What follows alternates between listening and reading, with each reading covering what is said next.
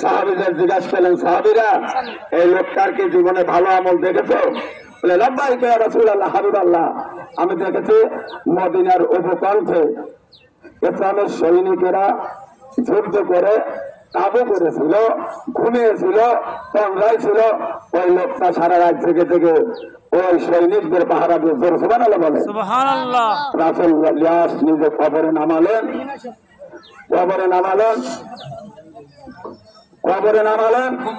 নামানোর পরে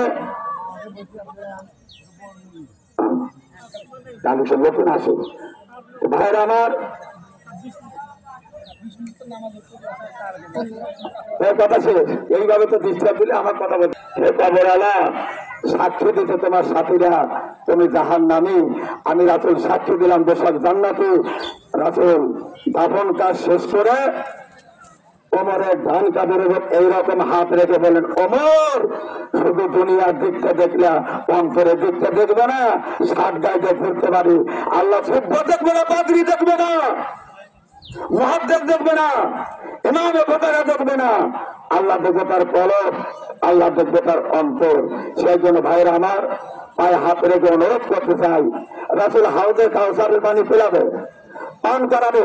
রাসূল যেটা করেন নাই, বাড়তি করে কোন মুফতি মুহাদ্দিস যদি ওইটা ইসলামের ভিতর চালিয়ে দেয়, ওরা বেদাতকারী জাহান্নামী।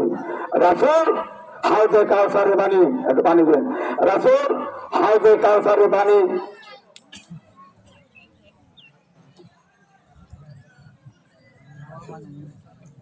পান করাবেন।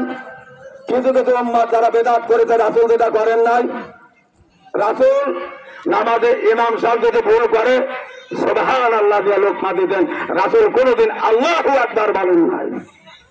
আজকে রাসূল যেটা করেন নাই ওইটাই বেদাতকারীরাও যাবে, রাসূল পেয়ালা ভরে ভরে হাউজে কাউসারের পানি পান করাবে। যারা বেদাত করেছে, রাসূল যেটা করে না, বাতিল করেছে, ইসলামে ঢুকায় দিয়েছে, হিজাবান মাসতুরা, মাঝখান দিয়ে পর্দা পড়ে যাবে যারা বেদাত করেছে।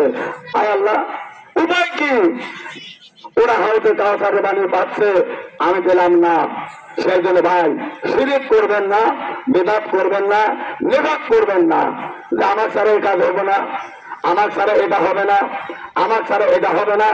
এই নিফাক যার ভিতরে আছে, যত বড় মুফতি হোক, মুহাদ্দিস হোক, ইমাম বুখারী হোক, যাই হোক না কেন, বেদাতকারী জাহান্নামী, যার ভিতরে নিফাক আছে, নিফাককারী আল্লাহর জান্নাতে যাবে না। জোরে বলে নাউযুবিল্লাহ।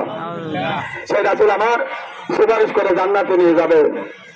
আল্লাহ রাসূল বলেছেন, আল্লাহ বলেছেন, নিজেটা করো না, অপরকে উপদেশ দিও না। প্রত্যেক বছর 50 থেকে 60,000 টাকার মাটি ফেলানো হয়, নদী ভেঙে যায় বৃষ্টি আসার, বর্ষা আসার পরে। এবার আমি নিয়াত করেছি, যা কালেকশন হবে ওখান থেকে শুরু করে 10 ইঞ্চি গাঁথনি দিয়ে এই ওয়ালটা যাতে ভেঙে না যায়, সেই জন্য আমার অনেক টাকার দরকার। ভাইরা 10 কেজি, 8 কেজি, 150 কেজি মোষের গোস্ত নিয়েছেন, সুন্দর খাবার খাচ্ছেন, পোলাও খাচ্ছেন, কর্মা খাচ্ছেন। সেই জন্য রাসূলের সুপারিশ ব্যতিরেকে আল্লাহর জান্নাতে যেতে পারবো না। সেই রাসূলেরই ঘর আর আমাদের পাশে আল্লাহর গোলাম করে গেছে দীর্ঘ 20 বছর। মসজিদ, মাদ্রাসা, ঈদগাহ, কবরস্থান সবারই আমি কালেকশন করে থাকি।